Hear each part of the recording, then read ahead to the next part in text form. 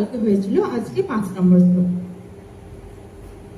5 নম্বর শ্লোক বলছে, আচ্ছা 4 নম্বর শ্লোক থেকে অর্জুন বলতে শুরু করেছেন। অর্জুন কালকে যেটা বলেছিলেন যে রণভূমিতে ভীষ্ম দ্রোণের সঙ্গে বাণ দ্বারা আমি লড়াই কি করে করব, এটা কালকে 4 নম্বর শ্লোকে বলেছিল। গুরুণা হত্বাহি মহানুভবন শ্রেয় ভক্তুং ভৈক্ষমাপি হলকে অত্যর্থ কামস্তু গুরু নিহৈব ভুঞ্জিয়া ভোগান রুধির প্রদিগ্ধান। মানে মহানুভব গুরুজনদিগকে বধ না করে ভিক্ষান্ন গ্রহণই আমি শ্রেষ্ঠ বলে মনে করি। কারণ গুরুজনদের বধ করে রক্তে নিষিক্ত এই ধনসম্পদ এবং রাজ্যই তো ভোগ করতে হবে। যে আমরা যাদেরকে মেরে থাকতে চাইছি না, মানে দ্রোণাচার্য, ভীষ্ম, এরা তো সবাই আমার গুরুজন, তো এদেরকে আমি মারতে চাই না, সেই বলে আবার বলতে বলতে অনেক কিছু কথা বলতে বলতে বিষাদে নিমগ্ন হয়ে গেছিল। এইবার কৃষ্ণ বলেছেন, সাংখ্যযোগ যেই শুরু হয়েছে তখন কৃষ্ণ বলেছেন যে তুমি এত কাপুরুষের মতো কথা বলছো কি করে, আর নপুংসকের মতো কথা বলছো, এত কাপুরুষ হলে কি করে। তখন অর্জুনের কোথাও না কোথাও মনে হয়েছে তাহলে হয়তো আমার বোঝার কোথাও ভুল হচ্ছে। আবার এতক্ষণ ধরে নিজে যে ভাবটা ভাবছিল সেখান থেকেও সম্পূর্ণরূপে বেরোতে পারছে না, তাই জন্য এইবার নম্র সুরে বলছে। মানে আগের বার খুব জোর দিয়ে বলছিল যে আমি আর যুদ্ধ করবো না, আমি যুদ্ধ করতে পারবো না। এবার একটু নম্র সুরে বলছে যে মহানুভব গুরুজন দিগকে বধ না করে ভিক্ষান্ন অর্জন আমি শ্রেয় বলে মনে করি। এবার এখানে দুটো জিনিস হচ্ছে, দুটোই ওনার পক্ষে কর্তব্য নয়। এক হচ্ছে উনি কি ছিলেন ক্ষত্রিয়, অর্জুনরা ক্ষত্রিয়, ক্ষত্রিয়দের হচ্ছে যুদ্ধ করাই ধর্ম। ক্ষত্রিয়দের ক্ষেত্রে কোনোদিনই ভিক্ষা গ্রহণ করা উচিত নয় বা ভিক্ষা করাই উচিত নয়। কেন? আগেকার দিনের বর্ণাশ্রম ছিল, এরা সবাই তো ছিল ব্রাহ্মণ, ক্ষত্রিয়, বৈশ্য, শূদ্র, 4টে বর্ণ ছিল। এবার ব্রাহ্মণরা ভিক্ষা করতো, কিরকম ভাবে ভিক্ষা করতো, মানে খুব ওই ভিক্ষায় কিন্তু কোনো দীনতা নেই, ওই ভিক্ষায় অহংকারহীনতা আছে। কিরকম, মানে আমি যখন কারো কাছে ভিক্ষা করতে যাব সেখানে কোথাও না আমার যদি ভেতরে অহংকার থাকে আমি ভিক্ষা করতে পারবো না, তাই না? সেই অহংকারহীন হয়ে ব্রাহ্মণরা ওই যে গিয়ে বাড়ি বাড়ি গিয়ে যেটা বলতো গুরুরা, বা পুরো বুদ্ধ ধর্মটাতেই সবাইকে এই মাধুকরী বিদ্যা শিখিয়েছে, সবাইকে গিয়ে মানে ভিক্ষা চাওয়া, ভিক্ষা করে খাওয়া। এইটা ক্ষত্রিয়দের ধর্ম, এটা ব্রাহ্মণদের ধর্ম হতে পারে বা গুরু সম্প্রদায় যারা আছে তাদের, গুরু বিদ্যা যারা শিখছে তাদের, ক্ষত্রিয়দের নয়। তাহলে এটা অর্জুনের করা অধর্ম। আবার যুদ্ধ না করাটা যেমন, যুদ্ধ করাটা মানে উনি অর্জুন বলতে চাইছেন যুদ্ধ করে গুরুজনদেরকে বধ করা এটা অধর্ম। তাহলে দুটোই অর্জুনের কাছে অধর্ম। কিন্তু যদি দুটো অধর্মকে আমি বিচার করি, সেই বিচারে আমার মনে হচ্ছে ভিক্ষা করাই আমার জন্য শ্রেয়, এটা অর্জুন বলছে। কিন্তু সত্যি কি ভিক্ষা করা, প্রথমত ক্ষত্রিয় ধর্ম থেকেই তুমি বিচ্যুত হয়ে গেলে, এই একটা ব্যাপারে হলো।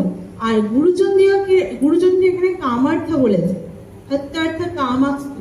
এখানে বলছে যে ভীষ্ম বা দ্রোণাচার্য টাকা পয়সার জন্য যে ওদের দুর্যোধনদের হয়ে লড়ছিল, ব্যাপারটা কিন্তু সেরকম নয়। মানে অবশ্যই ওনার খাদ্য গ্রহণ করেছে, যাদের যে রাজসভায় আছে সেই রাজসভায় ওনারা তো একটা এখনকার যে স্যালারি সিস্টেম বলা যায় সেরকম স্ট্রাকচার তো ছিল, মানে ওই রাজ্যতে আছে বলে সেই রাজ্যের খাবারই খাচ্ছে, তাই অন্ন গ্রহণ করেছে, দুর্যোধনের অন্ন গ্রহণ করেছে বলা যায়।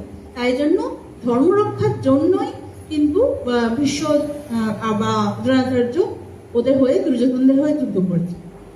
কিন্তু মানে অর্জুন এটা বলছে, এটা অর্জুন বুঝতে পারছেন যে অধর্মের হয়েও লড়াই করলেও ওনারা বাধ্য হয়ে করছেন, কিন্তু তাই আমি ওদেরকে মারতে পারবো না, এটা অর্জুনের কথা বলছেন। তারপরে কি বলছেন যে রক্তে নিষিক্ত এই ধনসম্পদ আমি কি করব।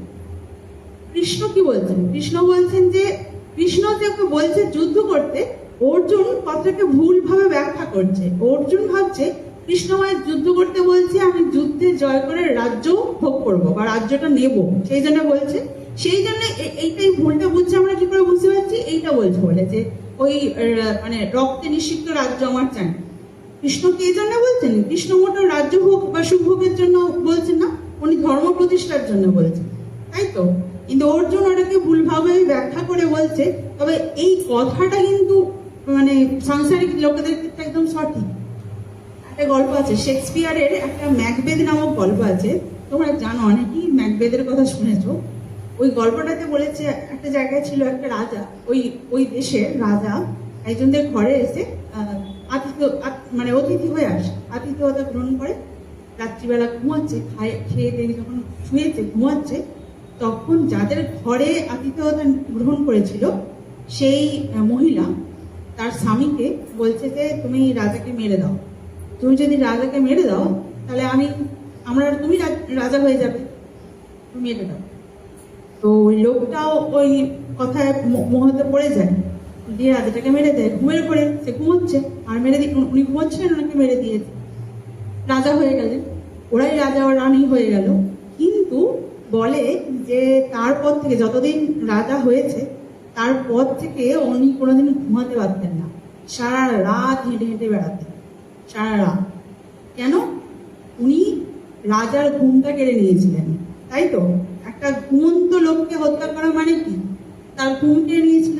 তাই কর্ম ফল ভোগ করতেই হয়, সেই কর্ম ঘুরে অন্যভাবে এসে উনি আর ঘুমোতে পারতেন না। এবং রানী যে হয়ে গেছিল মহিলাটি, রানী সারাক্ষণ নাকি হাত ধুতে থাকতেন, মানে পরিষ্কার করতে থাকতেন হাত, সারাক্ষণ মনে হচ্ছে হাত রক্তে ভিজে আছে। খাবার দিয়েছেন, তাকে খাইয়েছেন, তারপরে কি হয়েছে? তাকে মেরে দিয়েছেন। তার আতিথেয়তা গ্রহণ করতে গেছিল না, একটু খাবার একটু ঘুমানো, এইটার জন্যই রাজা গেছিল। ওই দুটোটা কেড়ে নিয়েছে। তাই মহিলাটি সারা জীবন ওই হাত ধুতেন, আর ওই লোকটি যিনি রাজা হয়েছিলেন তিনি ঘুমাতে পারতেন না।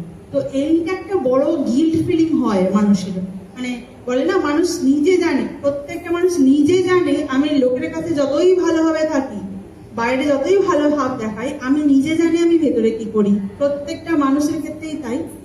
ওইটাই অর্জুন বলছেন। তো সাংসারিক দিক দিয়ে দেখলে অর্জুন কিন্তু অনেকটাই মনে হবে যেন ঠিকই বলছেন। তো সেটাই উনি বলছেন যে এই ভাবে হত্যা করে সেই রক্তে নিমজ্জিত রাজ্য নিয়ে কি সুখ করবো, আর আমি করতেই পারবো না, তার থেকে ওরা আমায় মেরে দিক, আমি ভিক্ষা করে খাই।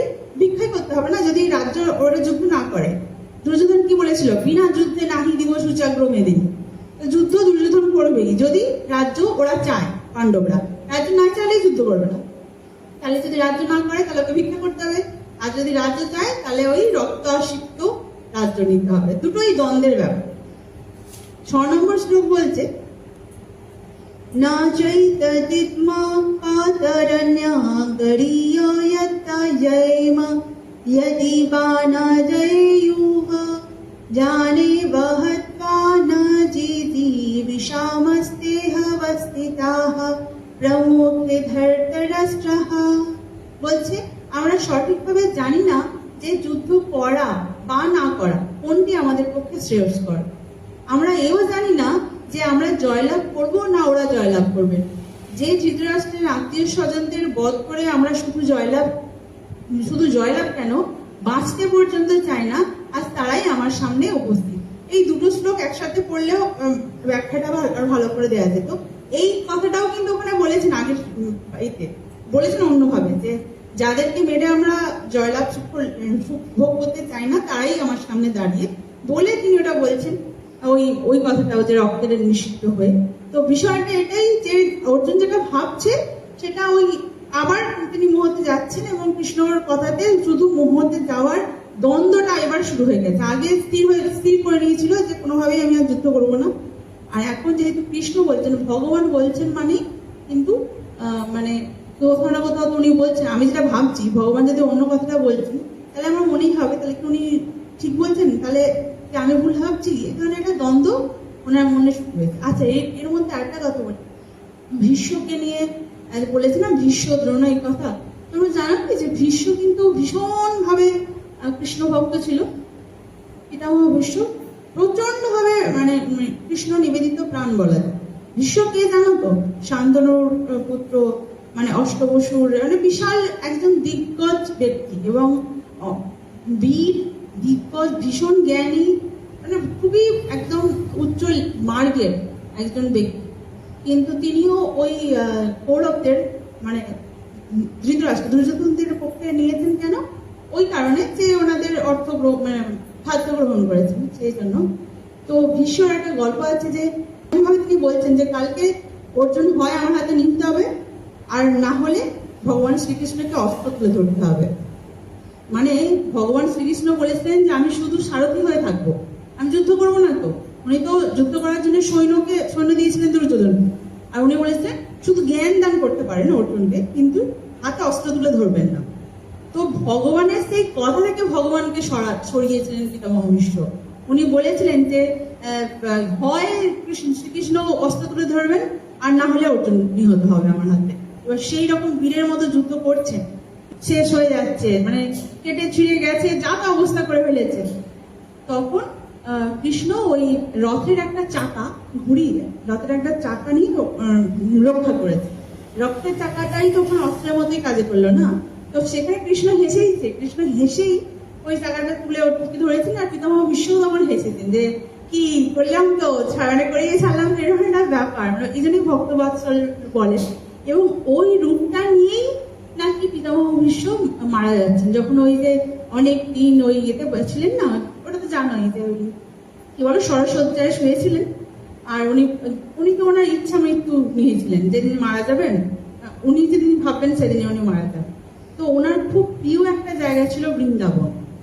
বৃন্দাবনে ওই কৃষ্ণ যে রাখাল অবস্থায় তো ছিল, গরু চড়াতে যেত, এবং গরু চড়িয়ে যখন ফিরতো তখন অনেক ধুলো উঠতো, গরুর পায়ের খুলে অনেক ধুলো উঠতো।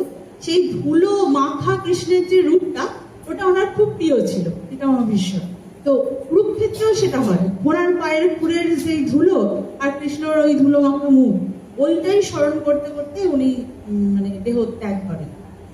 এত সুন্দর একটা দেখো এই জন্যই ওখান থেকে কত কিছু শেখা যায়। সবাই জানে, আমি যদি ভাবি যে আমার গুরুদেব, যাকে সমর্পণ করে আমার জীবন, সেই গুরু যদি এখন আমার কোথাও যুদ্ধ হয় আর আমার উল্টো দিকে দাঁড়িয়ে যায়, আমি যুদ্ধ করতে পারবো? তার আগেই তো আমি কত কিছু চলবে, যাতে পারি। সেই জন্য কিন্তু এই গীতা কত বছর আগে আমাদেরকে দিয়ে গেছে যে যখনই মনে দ্বন্দ্ব থাকবে তখনই তোমরা গীতা বলো। তাই এখান থেকে অনেক কিছু শেখার আছে। প্রত্যেকদিন আমরা একটু একটু করে গিয়ে যাবো। চল আজকে দুটো শ্লোক বলো বন্ধু। গুরুর ব্রহ্মা গুরুর বিষ্ণু গুরুর দেব মহেশ্বরঃ গুরুর সাক্ষাৎ পরম ব্রহ্ম তস্मै শ্রী গুরবে নমঃ। শ্রী গুরুভ্যো নমঃ। হরি ওম। শ্রী কৃষ্ণার্পণমস্তু।